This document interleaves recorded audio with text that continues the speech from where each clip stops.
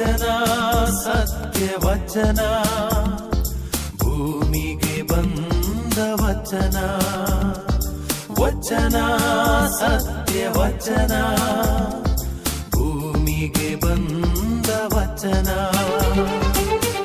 ಆದಿಯಲ್ಲಿ ಇದ್ದ ವಚನ, ನಮ್ಮ ನೋಡ ಬಂದ ವಚನ.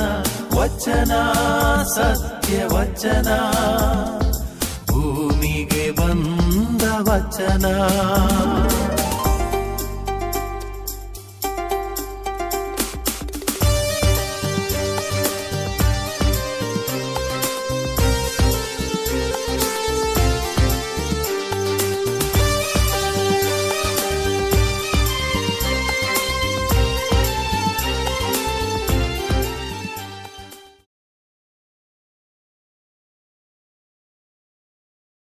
ಪಿತನ ಮತ್ತು ಸುತನ ಮತ್ತು ಪವಿತ್ರಾತ್ಮನ ನಾಮದಲ್ಲಿ ಆಮೆನ್. ದೇವರ ವಾಕ್ಯಗಳನ್ನು ಆಲಿಸೋಣ. ಸಂತ ಯೋಹಾನನು ಬರೆದ ಶುಭ ಸಂದೇಶದಿಂದ ವಾಚನ. ಆಗ ಯೂದನು, ಈತ ಇಸ್ಕಾರಿಯೋತಿನ ಯೂದನಲ್ಲ, ಪ್ರಭು, ನೀವು ಈ ಲೋಕಕ್ಕೆ ನಿಮ್ಮನ್ನು ಸಾಕ್ಷಾತ್ಕರಿಸಿಕೊಳ್ಳದೆ ನಮಗೆ ಮಾತ್ರ ಸಾಕ್ಷಾತ್ಕರಿಸಿಕೊಳ್ಳುತ್ತೀರಾ ಅಲ್ಲ, ಏಕೆ ಎಂದು ಕೇಳಿದನು. ಆಗ ಯೇಸು, ನನ್ನನ್ನು ಪ್ರೀತಿಸುವವನು ನನ್ನ ಮಾತನ್ನು ಕೈಗೊಂಡು ನಡೆಯುವನು, ಅವನನ್ನು ನನ್ನ ಪಿತನೂ ಪ್ರೀತಿಸುವರು, ಮತ್ತು ನಾವಿಬ್ಬರೂ ಅವನ ಬಳಿ ಬಂದು ಅವನಲ್ಲಿ ನೆಲೆಸುವೆವು. ನನ್ನನ್ನು ಪ್ರೀತಿಸದೇ ಇರುವವನು ನನ್ನ ಮಾತನ್ನು ಕೈಗೊಂಡು ನಡೆಯುವುದಿಲ್ಲ. ನೀವು ಕೇಳುತ್ತಿರುವ ಮಾತು ನನ್ನದಲ್ಲ, ನನ್ನನ್ನು ಕಳುಹಿಸಿದ ಪಿತನದೇ. ನಾನು ನಿಮ್ಮೊಡನೆ ಇರುವಾಗಲೇ ಇದನ್ನೆಲ್ಲ ನಿಮಗೆ ಹೇಳಿದ್ದೇನೆ. ಆದರೆ ಪಿತನು ನನ್ನ ಹೆಸರಿನಲ್ಲಿ ಕಳುಹಿಸಿಕೊಡುವ ಪೋಷಕರಾದ ಪವಿತ್ರಾತ್ಮ ನಿಮಗೆ ಎಲ್ಲವನ್ನು ಬೋಧಿಸಿ ನಾನು ಹೇಳಿರುವುದನ್ನೆಲ್ಲ ನಿಮಗೆ ನೆನಪಿಗೆ ತರುವನು. ನಾನು ಶಾಂತಿ ಸಮಾಧಾನವನ್ನು ನಿಮಗೆ ಬಿಟ್ಟು ಹೋಗುತ್ತೇನೆ, ನನ್ನ ಶಾಂತಿಯ ಸಮಾಧಾನವನ್ನು ನಿಮಗೆ ಕೊಡುತ್ತೇನೆ. ಈ ಲೋಕವು ಕೊಡುವ ರೀತಿಯಲ್ಲಿ ನಾನದನ್ನು ನಿಮಗೆ ಕೊಡುವುದಿಲ್ಲ. ನೀವು ಹೃದಯದಲ್ಲಿ ಕಳವಳಗೊಳ್ಳದಿರಿ, ಭಯಪಡಬೇಡಿ. ನಾನು ಹೊರಟು ಹೋಗುತ್ತೇನೆಂದು ಮತ್ತೆ ನಿಮ್ಮ ಬಳಿಗೆ ಬರುತ್ತೇನೆಂದು ನಾನು ಹೇಳಿದ್ದನ್ನು ನೀವು ಕೇಳಿದ್ದೀರಿ. ನೀವು ನನ್ನನ್ನು ಪ್ರೀತಿಸುವರಾಗಿದ್ದರೆ ನಾನು ಪಿತನ ಬಳಿಗೆ ಹೋಗುತ್ತಿರುವುದನ್ನು ಕುರಿತು ಹಿಗ್ಗುತ್ತಿದ್ದೀರಿ, ಏಕೆಂದರೆ ಪಿತ ನನಗಿಂತಲೂ ಶ್ರೇಷ್ಠ. ಇದನ್ನೆಲ್ಲ ಈಡೇರುವಾಗ ನೀವು ವಿಶ್ವಾಸಿಯಂತೆ ಕಾದು ಈಡೇರುವುದಕ್ಕೆ ಮುಂಚೆಯೇ ನಿಮಗೆ ತಿಳಿಯಪಡಿಸಿದ್ದೇನೆ. ಹೀಯಾದ ಲೋಕಾಧಿಪತಿ ಬರುವ ಸಮಯವಾಯಿತು. ಇನ್ನು ಬಹಳ ಹೊತ್ತು ನಾನು ನಿಮ್ಮೊಡನೆ ಮಾತನಾಡಲು ಕಾಲಾವಕಾಶ ಇಲ್ಲ. ನನ್ನ ಮೇಲೆ ಅವನಿಗೆ ಯಾವ ಅಧಿಕಾರವೂ ಇಲ್ಲ. ಆದರೆ ನಾನು ಪಿತನನ್ನು ಪ್ರೀತಿಸುತ್ತೇನೆಂಬುದನ್ನು ಅವರು ವಿಧಿಸಿದಂತೆಯೇ ಮಾಡುತ್ತೇನೆ ಎಂಬುದನ್ನು ಲೋಕವು ತಿಳಿಯಬೇಕು. ಹೇಳಿ ಇಲ್ಲಿಂದ ಹೋಗೋಣ ಎಂದರು. ದೇವರ ವಾಕ್ಯವಿದು. ದೇವರಿಗೆ ಕೃತಜ್ಞತೆ ಸಲ್ಲಲಿ. ಪ್ರಭು ಯೇಸುವಿನಲ್ಲಿ ನನ್ನ ಒಲವಿನ ಸಹೋದರ ಸಹೋದರಿಯರೇ, ಇಂದಿನ ವಾಚನದಲ್ಲಿ ನಾವು ಕೇಳಿದೆವು, ಯೇಸು ಸ್ವಾಮಿ ಹೇಳುತ್ತಾರೆ, ಭಯಪಡಬೇಡಿ, ನಾನು ನನ್ನ ಶಾಂತಿ ಸಮಾಧಾನವನ್ನು ನಿಮಗೆ ಬಿಟ್ಟು ಹೋಗುತ್ತೇನೆ. ಇಂಥ ಶಾಂತಿ ಸಮಾಧಾನ ನನ್ನ ಜಗತ್ತು ಕೊಡಲಾಗದು. ಅಂಥ ಸಮಾಧಾನವನ್ನು ನಾನು ನಿನಗೆ ಬಿಟ್ಟು ಹೋಗುತ್ತೇನೆ. ಆದ್ದರಿಂದ ಪ್ರಿಯರೇ, ದೇವರ ಶಾಂತಿ ಎಂಬುದು ಎಂದರೆ ಏನು? ಶಾಂತಿ ಎಂದು ಕೇಳಿದಾಗ ಅದು ಒಂದು ಜನಪ್ರಿಯ ಪದ. ವಿವಿಧ ಜನರು ವಿವಿಧ ರೀತಿಯಲ್ಲಿ ಅದನ್ನು ಬಳಸುತ್ತಾರೆ. ಶಾಂತಿ ಎಂಬ ಶಬ್ದವು ಹಳೆ ಒಡಂಬಡಿಕೆಯಲ್ಲಿ 237 ಬಾರಿ ಕಾಣಿಸುತ್ತದೆ. ಹೀಬ್ರೂ ಭಾಷೆಯಲ್ಲಿ ಶಾಂತಿಯನ್ನು ಶಾಲೋಮ್ ಎಂದು ಹೇಳಿಕೊಳ್ಳುತ್ತದೆ. ಆದ್ದರಿಂದ ಪ್ರಿಯರೇ, ಬೈಬಲಿನಲ್ಲಿ ಶಾಂತಿ ಎನ್ನುವಾಗ ನಮಗೆ ಹಲವಾರು ರೀತಿಯ ಅರ್ಥವನ್ನು ನೀಡುತ್ತದೆ. ನಾವು ಶಾಂತಿಯ ಬಗ್ಗೆ ಹೇಳುವಾಗ ಆ ಶಾಂತಿಯು ನಮ್ಮ ಜೀವನದಲ್ಲಿ ಇದೆಯೇ ಎಂಬುದನ್ನು ನಾವು ಕಂಡುಕೊಳ್ಳಬೇಕು. ದೇವರ ಶಾಂತಿ ನಮಗೆ 3 ವಿಧದಲ್ಲಿ ಅವರು ನೀಡುತ್ತಾರೆ. ಮೊದಲನೇದಾಗಿ ದೇವರೊಂದಿಗೆ ಶಾಂತಿ. ಯೇಸು ತಮ್ಮ ತಂದೆಯೊಂದಿಗೆ ತಮ್ಮ ಶಾಂತಿಯನ್ನು ನೆರವೇರಿಸಿದ್ದಾರೆ. ನಮ್ಮ ಪಾಪಗಳಿಂದ ಯೇಸುವಿನೊಂದಿಗೆ ಸಂಬಂಧವನ್ನು ಕಡಿತಗೊಳಿಸುವಾಗ ಅವರು ತಮ್ಮ ಮರಣದ ಮೂಲಕ ನಮ್ಮ ಪಾಪಗಳನ್ನು ಮನ್ನಿಸಿ ದೇವರೊಂದಿಗೆ ನಮ್ಮ ಶಾಂತಿಯನ್ನು ಕಾಪಾಡಿದ್ದಾರೆ. ಶಾಂತಿಯ ಉಗಮ ಅವರೇ, ಶಾಂತಿಯ ಜನ್ಮ ಅವರೇ, ಶಾಂತಿಯ ಮೂಲ ಅವರೇ. ಈ ಶಾಂತಿ ದೇವರಿಂದ ಬರುವಂಥದ್ದು. ನಮಗೆ ದೇವರೇ ನಮ್ಮೊಂದಿಗೆ ಆ ಶಾಂತಿಯನ್ನು ನೆರವೇರಿಸ್ತದೆ. ಆದ್ದರಿಂದ ಮೊದಲನೇದಾಗಿ ನಾವು ದೇವರೊಂದಿಗೆ ಇರುವಾಗ ಆ ಶಾಂತಿಯು ನಮಗೆ ದೊರಕುತ್ತದೆ.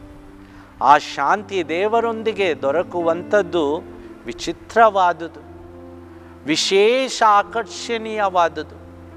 ಆ ದೇವರೊಂದಿಗಿನ ಶಾಂತಿ ಈ ಸಮಾಜದಲ್ಲಿ ಸಿಕ್ಕಲ್ಲ, ಈ ಜಗತ್ತಿನಲ್ಲಿ ಸಿಕ್ಕಲ್ಲ. ಆ ದೇವರೊಂದಿಗೆ ಬರುವ ಶಾಂತಿ ಅದು ವಿಶೇಷಣೀಯವಾದುದು. ಆ ಶಾಂತಿಯು ಸಕಾಲಕವಾದುದು. ಆ ಶಾಂತಿಯು ನಮಗೆ ದೇವರಲ್ಲಿ ಕೊಂಡೊಯ್ಯುವಂಥದ್ದು, ನಶ್ವರ ಶಾಂತಿ ಅಲ್ಲ. ಆ ಶಾಂತಿಯು ಶಾಶ್ವತವಾದುದು. ಎರಡನೇದಾಗಿ ಪ್ರಿಯರೇ, ಇತರರೊಂದಿಗೆ ಶಾಂತಿ. ಯೇಸು ಒಬ್ಬರಿಗೊಬ್ಬರು ಸಹಭಾಗಿತ್ವ ಮತ್ತು ಶಾಂತಿಯ ಬಂಧಗಳ ಮೂಲಕ ಇತರರೊಂದಿಗೆ ಏಕತೆ ಮತ್ತು ಏಕಾಭಿಪ್ರಾಯದಿಂದ ಬದುಕಿ ಶಾಂತಿಯನ್ನು ಸ್ಥಾಪಿಸಲು ಕರೆ ನೀಡಿದ್ದಾರೆ. ನಮ್ಮ ನೆರೆಯವರೊಂದಿಗೆ, ಸ್ನೇಹಿತರೊಂದಿಗೆ ಮತ್ತು ವೈರಿಗಳೊಡನೆ ಶಾಂತಿ ತಯಾರಕರಾಗಲು ನಮಗೆ ದೇವರು ಅಧಿಕಾರ ನೀಡುತ್ತಾರೆ. ಇತರರೊಂದಿಗೆ ಶಾಂತಿಯಿಂದ ಬಾಳುವುದು ಅವಶ್ಯಕ. ಸಹಭಾಗಿತ್ವ, ಏಕಾಭಿಪ್ರಾಯದಿಂದ ನಾವು ಇತರರೊಂದಿಗೆ ಬದುಕುವಾಗ ಈ ಜಗತ್ತೇ ಹಸನ್ಮುಖಿಯಾಗುತ್ತದೆ. ಈ ಜಗತ್ತಿನಲ್ಲಿ ಶಾಂತಿ ನೆಲೆಸುತ್ತದೆ. ದೇವರೊಂದಿಗಿನ ಶಾಂತಿ ಈ ಜಗತ್ತಿನಲ್ಲಿ ಬಾಳಲು ನಮಗೆ ಅವಶ್ಯಕವಾಗಿರುತ್ತದೆ. ಆದರೆ ಇಂದಿನ ಜಗತ್ತಿನಲ್ಲಿ ನಾವು ನೋಡುತ್ತೇವೇನು, ಚಿಕ್ಕ ಚಿಕ್ಕ ಅಭಿಪ್ರಾಯಗಳಿಗೋಸ್ಕರ ನಾವು ಇತರರೊಂದಿಗೆ ಜಗಳಕ್ಕೆ ಬರುತ್ತೇವೆ. ರಾಷ್ಟ್ರಗಳು ತಮ್ಮ ಭಿನ್ನಾಭಿಪ್ರಾಯಗಳ ಮೂಲಕ ಎಲ್ಲರನ್ನು ಹೆದರಿಸುತ್ತಾರೆ. ರಾಷ್ಟ್ರಗಳ ಮೇಲೆ ತಡೆಗೋಡೆ ನಾವು ಹಬ್ಬಿಸುತ್ತೇವೆ. ಅದೇ ರೀತಿ ಪ್ರಿಯರೇ, ಈ ಶಾಂತಿ ಎಂಬ ಪದವನ್ನು ನಾವು ಅನವಶ್ಯಕವಾಗಿ ಬಳಸಿ ಇತರರೊಂದಿಗೆ ನಾವು ಕೆಟ್ಟದಾಗಿ ವರ್ತಿಸುತ್ತೇವೆ. ಆದ್ದರಿಂದ ದೇವರೊಂದಿಗಿನ ಶಾಂತಿ ನಮ್ಮ ಬದುಕಿನಲ್ಲಿ ಬರಲು ನಾವು ಇತರರೊಂದಿಗೆ ಶಾಂತಿಯಲ್ಲಿ ಇರಬೇಕು.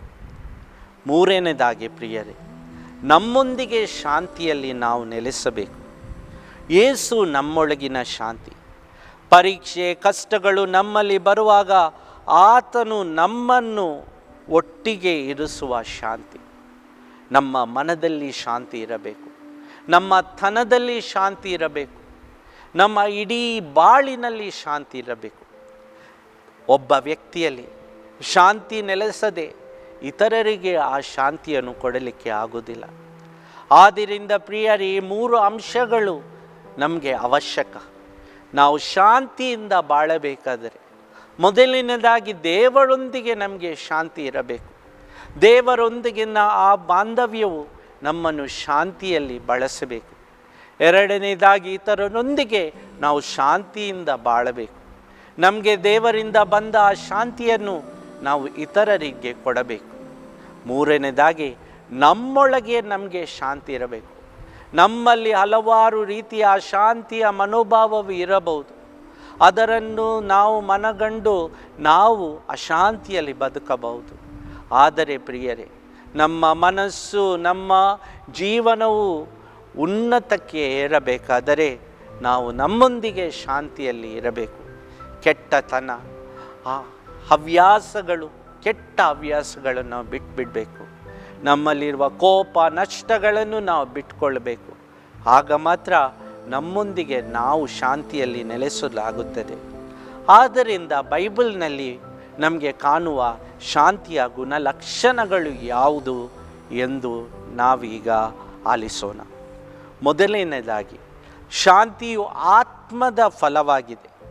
ಸಂತ ಪೌಲರು ಗಲಾತ್ಯರಿಗೆ ಬರೆದ ಆ ಒಂದು ಗ್ರಂಥದಲ್ಲಿ ಅಧ್ಯಾಯ 5 ವಾಕ್ಯ 22ರಲ್ಲಿ ಹೀಗೆ ಹೇಳ್ತಾರೆ, ಆದರೆ ಆತ್ಮದ ಫಲವೆಂದರೆ ಪ್ರೀತಿ, ಸಂತೋಷ, ಶಾಂತಿ, ತಾಳ್ಮೆ, ದಯೆ, ಒಳ್ಳೆಯತನ, ನಿಷ್ಠೆ. ಆತ್ಮ, ಪವಿತ್ರ ಆತ್ಮರು ಈ ಜಗತ್ತಿನಲ್ಲಿ ಬರುವಾಗ ನಮಗೆ ಕೊಡುವ ಅವರ ಒಂದು ಅಮೂಲ್ಯ ಕೊಡುಗೆ ಏನೆಂದರೆ ಅದೇ ಶಾಂತಿ. ಆ ಶಾಂತಿಯು ನಮ್ಮ ಜೀವನವನ್ನು ದೇವರಲ್ಲಿ ತರುತ್ತದೆ. ಆತ್ಮವು ನಮ್ಮಲ್ಲಿ ಆ ಶಾಂತಿಯನ್ನು ತರುವಾಗ ನಾವು ಈ ಜಗಕ್ಕೆ ನಾವು ಉಪ್ಪು ಆಗುತ್ತೇವೆ, ಜಗಕ್ಕೆ ನಾವು ಬೆಳಕಾಗುತ್ತೇವೆ. ಆದ್ದರಿಂದ ಈ ಆತ್ಮಶಾಂತಿಯ ಫಲವನ್ನು ನಾವು ಕಂಡುಕೊಳ್ಳಬೇಕು. ಈ ಆತ್ಮವು ನಮಗೆ ಈ ಶಾಂತಿಯನ್ನು ದೊರಕಿಸಿಕೊಡುವಾಗ ಅದನ್ನು ನಾವು ಹಿಡಿದಿಟ್ಟುಕೊಳ್ಳಬೇಕು. ಎರಡನೇದಾಗಿ ನಾವು ಶಾಂತಿಯನ್ನು ಹುಡುಕಬೇಕು ಮತ್ತು ಆ ಶಾಂತಿಯನ್ನು ಅನುಸರಿಸಬೇಕು. ಕೀರ್ತನೆ 34 ವಾಕ್ಯ 14 ಹೇಳ್ತದೆ, ಕೆಟ್ಟದನ್ನು ಬಿಟ್ಟು ಒಳ್ಳೆಯದನ್ನು ಮಾಡು, ಶಾಂತಿಯನ್ನು ಹುಡುಕಿ ಮತ್ತು ಅದನ್ನು ಅನುಸರಿಸು. ಹೌದು ಪ್ರಿಯರೇ, ಕೆಟ್ಟದನ್ನು ನಾವು ನಮ್ಮ ಜೀವನದಲ್ಲಿ ಬಿಡುವಾಗ, ಒಳ್ಳೆತನವು ನಮ್ಮ ಜೀವನದಲ್ಲಿ ಬರುವಾಗ ಶಾಂತಿಯು ನಮ್ಮ ಜೀವನದಲ್ಲಿ ಬರುತ್ತವೆ. ಹೇಗೆ ಶಾಂತಿಯನ್ನು ಹುಡುಕುವುದು? ಕೆಟ್ಟತನವನ್ನು ದೂರ ಮಾಡು, ಸ್ವಾರ್ಥವನ್ನು ದೂರ ಮಾಡು, ಹಗೆತನವನ್ನು ದೂರ ಮಾಡು. ಯಾವಾಗ ಈ ಸ್ವಾರ್ಥ, ಹಗೆತನ ಎಲ್ಲವನ್ನು ನಾವು ದೂರ ಮಾಡುತ್ತವೆಯೋ ಆಗ ನಮ್ಮ ಶಾಂತಿ ನಮ್ಮಲ್ಲಿ ಹುಡುಕಿ ಬರುತ್ತದೆ. ಆ ಶಾಂತಿಯು ನಮ್ಮ ಜೀವನವನ್ನು ಆವರಿಸುತ್ತದೆ. ಅದಕ್ಕೆ ಸಂತ ಪೌಲರು ರೋಮನ್ನರಿಗೆ ಬರೆದ ಆ ಗ್ರಂಥದಲ್ಲಿ ಅಧ್ಯಾಯ 12 ವಾಕ್ಯ 18ರಲ್ಲಿ ಹೇಳುತ್ತಾರೆ, ಶಾಂತಿ ನಿಮ್ಮ ಮೇಲೆ ಅವಲಂಬಿತವಾಗಿದೆ, ಎಲ್ಲರೊಂದಿಗೆ ಶಾಂತಿಯಿಂದ ಬಾಳಿ.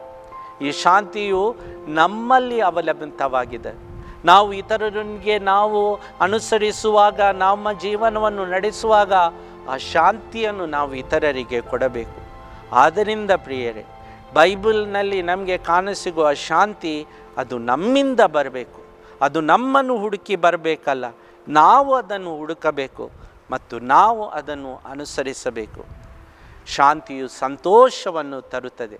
ಜ್ಞಾನೋಕ್ತಿ ಅಧ್ಯಾಯ 12 ವಾಕ್ಯ 20, ಶಾಂತಿಯನ್ನು ಯೋಜಿಸುವವರಿಗೆ ಸಂತೋಷವಿದೆ. ಮತ್ತಾಯನ ಶುಭ ಸಂದೇಶ ಅಧ್ಯಾಯ 5 ವಾಕ್ಯ 9, ಶಾಂತಿ ಸ್ಥಾಪಕರು ಧನ್ಯರು, ಏಕೆಂದರೆ ಅವರು ದೇವರ ಮಕ್ಕಳು ಎಂದು ಕರೆಯಲ್ಪಡುತ್ತಾರೆ. ಆದ್ದರಿಂದ ಪ್ರಿಯರೇ, ಈ ಶಾಂತಿಯು ನಮ್ಮ ಜೀವನದಲ್ಲಿ ಸಂತೋಷವನ್ನು ತರುತ್ತದೆ. ನಾವು ದೇವರನ್ನು ನೋಡಲು ಸಹಾಯಕಾರಿಯಾಗುತ್ತದೆ. ಯಾರು ಈ ಶಾಂತಿಗೋಸ್ಕರ ಕೆಲಸ ಮಾಡುತ್ತಾರೆಯೋ ಅವರಲ್ಲಿ ಯಾವಾಗಲೂ ಸಂತೋಷ ನೆಲೆಸುತ್ತದೆ. ಆ ಸಂತೋಷ ಕೆಲವು ನಿಮಿಷದ್ದು ಅಲ್ಲ, ಕೆಲವು ಗಂಟೆದು ಅಲ್ಲ, ಶಾಶ್ವತ ಸಂತೋಷ. ಸಾಯುವ ನಂತರವೂ ಆ ಸಂತೋಷ ನಮ್ಮ ಬಾಳಲ್ಲಿ ಬರುತ್ತದೆ. ಶಾಂತಿ ದೇವರಿಂದ ಬರುತ್ತದೆ. ಹೌದು ಪ್ರಿಯರೇ, ದೇವರೊಂದಿಗಿನ ಶಾಂತಿಯಿಂದ ನಾವು ಬಾಳುವಾಗ ಆ ಶಾಂತಿ ಬರುತ್ತದೆ ಎಂದು ಹೇಳುತ್ತದೆ. ಆದರೆ ಯೋವಾನನ ಶುಭ ಸಂದೇಶ ಅಧ್ಯಾಯ 14 ವಾಕ್ಯ 27 ಇದನ್ನೇ ಹೇಳುತ್ತದೆ, ನಾನು ನಿಮ್ಮೊಂದಿಗೆ ಶಾಂತಿಯನ್ನು ಬಿಡುತ್ತೇನೆ, ನನ್ನ ಶಾಂತಿಯನ್ನು ನಾನು ನಿನಗೆ ಕೊಡುತ್ತೇನೆ, ಜಗತ್ತು ಕೊಡುವಂತೆ ನಾನು ನಿಮಗೆ ಕೊಡುವುದಿಲ್ಲ. ನಿಮ್ಮ ಹೃದಯಗಳಲ್ಲಿ ಕಳವಳಗೊಳ್ಳದಿರಿ, ಭಯಪಡದಿರಿ, ನಾನು ನಿಮಗೆ ಶಾಂತಿಯನ್ನು ಬಿಟ್ಟು ಹೋಗುತ್ತೇನೆ. ದೇವರು ಕೊಟ್ಟ ಶಾಂತಿ ಅದು ಯಾವಾಗಲೂ ಇರುವಂಥದ್ದು, ಶಾಶ್ವತವಾದುದು. ಅದು ನಮ್ಮ ಬಾಳಲ್ಲಿ ಬರುವಾಗ ನಮ್ಮ ಬಾಳೆ ಹಸನ್ಮುಖವಾಗಿರ್ತದೆ. ಆದ್ದರಿಂದ ನಮ್ಮ ಜೀವನದಲ್ಲಿ ಶಾಂತಿ ಬೇಕು, ಎಲ್ಲೆಲ್ಲಿ ಹುಡುಕಿ ಹೋಗುವುದಲ್ಲ, ದೇವರಲ್ಲಿ ಬರೋಣ, ಅವರ ಮುಂದೆ ಮೊಣಕಾಲೂರಿ ಪ್ರಾರ್ಥಿಸೋಣ. ನಮ್ಮ ಕೈಗಳನ್ನು ದೇವರಲ್ಲಿ ನಾವು ಹಿಡ್ಕೊಳ್ಳುವಾಗ ಆ ಶಾಂತಿಯು ನಮ್ಮ ಜೀವನದಲ್ಲಿ ಬರುತ್ತದೆ. ದೇವರು ನಮಗೆ ತೊಂದರೆಯಲ್ಲಿ ಶಾಂತಿಯನ್ನು ನೀಡುತ್ತಾರೆ. ಫಿಲಿಪಿಯರಿಗೆ ಬರೆದ ಪತ್ರ ಅಧ್ಯಾಯ 4 ವಾಕ್ಯ 6-7 ಹೇಳುತ್ತದೆ, ಯಾವುದರ ಬಗ್ಗೆ ಚಿಂತಿಸಬೇಡಿ, ಆದರೆ ಪ್ರತಿಯೊಂದರಲ್ಲೂ ಪ್ರಾರ್ಥನೆಯ ಮೂಲಕ ಕೃತಜ್ಞತಾ ಸ್ತುತಿಯೊಂದಿಗೆ ನಿಮ್ಮ ವಿನಂತಿಗಳನ್ನು ದೇವರಿಗೆ ತಿಳಿಸಿ. ಎಲ್ಲ ತಿಳುವಳಿಕೆಯನ್ನು ಮೀರಿದ ದೇವರ ಶಾಂತಿ ನಿಮ್ಮ ಹೃದಯಗಳನ್ನು ಮತ್ತು ನಿಮ್ಮ ಮನಸ್ಸುಗಳನ್ನು ಕ್ರಿಸ್ತ ಯೇಸುವಿನಲ್ಲಿ ಕಾಪಾಡುತ್ತವೆ. ಆದ್ದರಿಂದ ಪ್ರಿಯರೇ, ನಮ್ಮ ಜೀವನದಲ್ಲಿ ಕಷ್ಟಗಳು ಬರುವಾಗ, ನೋವು ಬರುವಾಗ, ಹಲವು ರೀತಿಯ ಕಷ್ಟ ಕಾರ್ಪಣ್ಯಗಳು ಬರುವಾಗ ನಾವು ಅದರಲ್ಲಿ ತಲ್ಲೀನರಾಗಬಾರದು.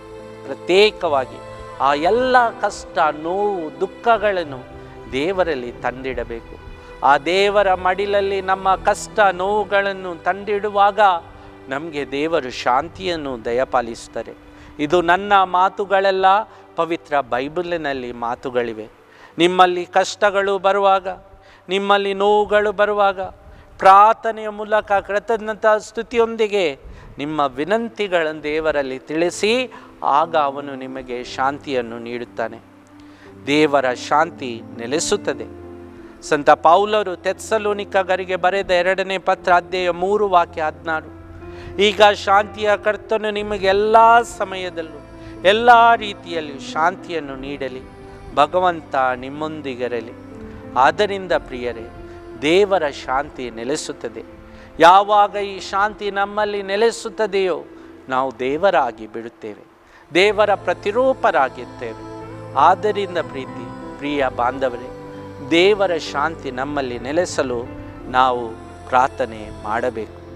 ಆದ್ದರಿಂದ ಪ್ರಿಯರೇ, ದೇವರ ಶಾಂತಿಯನ್ನು ನಮ್ಮ ಜೀವನದಲ್ಲಿ ಪಡೆದುಕೊಳ್ಳುವುದು ಹೇಗೆ?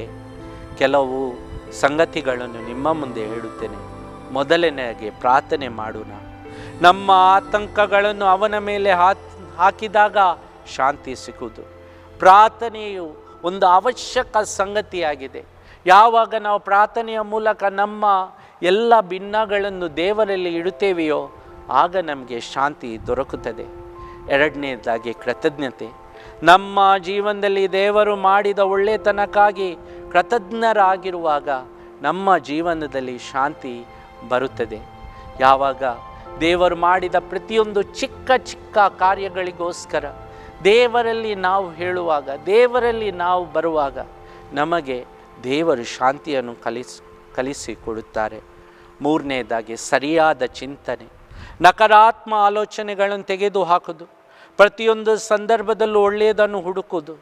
ನಿಮ್ಮ ಅನುಭವ ಯಾರೊಂದಿಗೂ ಇದ್ದರೂ ಉತ್ತಮವನ್ನು ಅಲ್ಲಿ ಊಹಿಸುವುದು. ಸರಿಯಾದ ಚಿಂತನೆಯ ಮೂಲಕ, ದುಷ್ಟ ಚಿಂತನೆ ಅಲ್ಲ, ಕೆಟ್ಟ ಚಿಂತನೆ ಅಲ್ಲ, ಸ್ವಾರ್ಥದ ಚಿಂತನೆ ಅಲ್ಲ, ದೇವರ ಪ್ರೇರೇಪಣೆಯಲ್ಲಿ ಸರಿಯಾದ ಚಿಂತನೆಯನ್ನು ಮಾಡುವಾಗ ದೇವರ ಶಾಂತಿ ನೆಲೆಸುತ್ತದೆ. ದೇವರ ವಾಕ್ಯಗಳನ್ನು ಕೇಳಿ ಅದನ್ನು ನಮ್ಮ ಜೀವನದಲ್ಲಿ ಅನ್ವಯಿಸುವುದು. ಯಾವಾಗ ನಾವು ದೇವರ ವಾಕ್ಯಗಳನ್ನು ಕೇಳುತ್ತೇವೆಯೋ, ಅದನ್ನು ನಮ್ಮ ಜೀವನದಲ್ಲಿ ಅನ್ವಯಿಸುತ್ತೇವೆಯೋ ಆಗ ದೇವರ ಶಾಂತಿ ನಮ್ಮಲ್ಲಿ ನೆಲೆಸ್ತದೆ. ದೇವರನ್ನು ನಂಬಬೇಕು.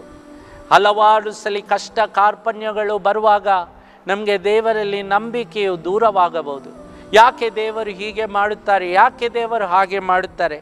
ಆದರೆ ಪ್ರೀತಿಯು ಪ್ರತಿಯೂ ಕೆಟ್ಟದ್ದು ನಡೀಲಿ, ಒಳ್ಳೆಯದು ನಡೀಲಿ, ದೇವರ ಮೇಲೆ ನಂಬಿಕೆಯನ್ನು ಇಡುವಾಗ ಆಗ ದೇವರ ಶಾಂತಿ ನೆಲೆಸುತ್ತದೆ. ವಿಧೇಯರಾಗಿ ಬಾಳೋಣ. ದೇವರು ನಮಗೆ ವಿಧೇಯರಾಗಿ ಬಾಳುವಂತೆ ಆಶಿಸುತ್ತಾರೆ. ಅವರ ಮಾತಿಗೆ ಓಗೊಟ್ಟು ವಿಧೇಯರಾಗಿ ಬಾಳುವಾಗ ದೇವರ ಶಾಂತಿ ನೆಲೆಸುತ್ತದೆ. ದೇವರ ಕ್ಷಮೆಯನ್ನು ಪಡೆಯಲು ಉತ್ಸುಕರಾಗೋಣ. ಯಾವಾಗ ದೇವರ ಕ್ಷಮೆಯನ್ನು ಪಡೆಯಲು ನಾವು ಉತ್ಸುಕರಾಗುತ್ತೇವೆಯೋ ಆಗ ದೇವರ ಶಾಂತಿ ನಮ್ಮಲ್ಲಿ ನೆಲೆಸುತ್ತದೆ. ಇತರರನ್ನು ನಿಮ್ಮ ಹಾಗೆ ಸ್ವೀಕರಿಸಿ. ನಾನು ಅವರಲ್ಲೊಬ್ಬ, ಅವನಲ್ಲಿರುವ ನ್ಯೂನತೆಗಳೆಲ್ಲ ನನ್ನಲ್ಲಿವೆ, ನಾನು ಅವನಕ್ಕಿಂತ ಭಿನ್ನವಲ್ಲ. ಅದನ್ನು ಊಹಿಸಿಕೊಂಡು ನಾನು ಅವನೊಂದಿಗೆ ಒಬ್ಬಂಟಿಗನಾಗಿ ಅಲ್ಲ, ಒಂದಾಗಿ ಜೀವಿಸುವಾಗ ಶಾಂತಿ ನಮ್ಮಲ್ಲಿ ಬೆಳೆಸುತ್ತದೆ. ದೇವರಿಗೆ ನನ್ನ ಜೀವನದ ಹತೋಟಿಯನ್ನು ಕೊಡುವಾಗ, ಕಂಟ್ರೋಲನ್ನು ಕೊಡುವಾಗ ದೇವರ ಶಾಂತಿ ನಮ್ಮಲ್ಲಿ ನೆಲೆಸಿರುತ್ತದೆ. ಆದ್ದರಿಂದ ಪ್ರಿಯರೇ, ನಿಮಗೆ ನಾನು ಹೇಳಿದೆ, ದೇವರ ಶಾಂತಿ ನಮ್ಮಲ್ಲಿ ಹೇಗೆ ನೆಲೆಸುವುದು? ಪ್ರಾರ್ಥನೆಯ ಮೂಲಕ, ಕೃತಜ್ಞತೆಯ ಮೂಲಕ, ಸರಿಯಾದ ಚಿಂತನೆಯ ಮೂಲಕ, ದೇವರ ವಾಕ್ಯಗಳನ್ನು ಆಲಿಸಿ ಅದನ್ನು ಅನ್ವಯಿಸುವ ಮೂಲಕ, ದೇವರನ್ನು ಪ್ರತಿ ಗಳಿಗೆಯಲ್ಲಿಯೂ ನಂಬುವ ಮೂಲಕ, ದೇವರಿಗೆ ವಿಧೇಯರಾಗುವ ಮೂಲಕ, ದೇವರ ಕ್ಷಮೆಯನ್ನು ಪಡೆಯಲು ಉತ್ಸುಕರಾಗುವ ಮೂಲಕ, ಇತರರನ್ನು ನನ್ನ ಹಾಗೆ ಸ್ವೀಕರಿಸುವ ಮೂಲಕ, ದೇವರಿಗೆ ನಿಮ್ಮ ಜೀವನದ ಹತೋಟಿ ಕೊಡುವ ಮೂಲಕ ನೀವು ದೇವರ ಶಾಂತಿಯನ್ನು ಪಡೆದುಕೊಳ್ಳಬಹುದು. ತಂದೆಯಾದ ದೇವರೇ, ಈ ಜಗತ್ತಿನಲ್ಲಿ ಈಗ ಹಲವಾರು ಸಲ ಶಾಂತಿ ಇಲ್ಲದೆ ನಾವು ನಡೆದುಕೊಳ್ಳುತ್ತೇವೆ. ನಮಗೆ ಶಾಂತಿ ಬೇಕು ನಿನ್ನೊಡನೆ, ನಮ್ಮೊಡನೆ ಇತರರೊಂದಿಗೆ ಆ ಶಾಂತಿಗೋಸ್ಕರ ನಾವು ಯಾವಾಗಲೂ ಸಹ ನಾವು ಅವಿತುಕೊಳ್ಳುತ್ತೇವೆ. ಸ್ವಾಮಿ ಯೇಸುವೆ, ಆ ಶಾಂತಿಯನ್ನು ನಮಗೆ ನೀಡಿರಿ, ನಮ್ಮ ಮನಸ್ಸಿಗೆ ನೀಡಿರಿ, ಆತ್ಮಕ್ಕೆ ನೀಡಿರಿ, ನಮ್ಮ ದೇಹಕ್ಕೆ ನೀಡಿರಿ, ನಮ್ಮನ್ನು ಶಾಂತಿಯ ದೂತರನ್ನಾಗಿ ಮಾಡಿರಿ. ಈ ಪ್ರಾರ್ಥನೆಯನ್ನು ನಿನ್ನ ಮುಖಾಂತರ ನಾವು ಮಾಡುತ್ತೇವೆ. ಆಮೆನ್.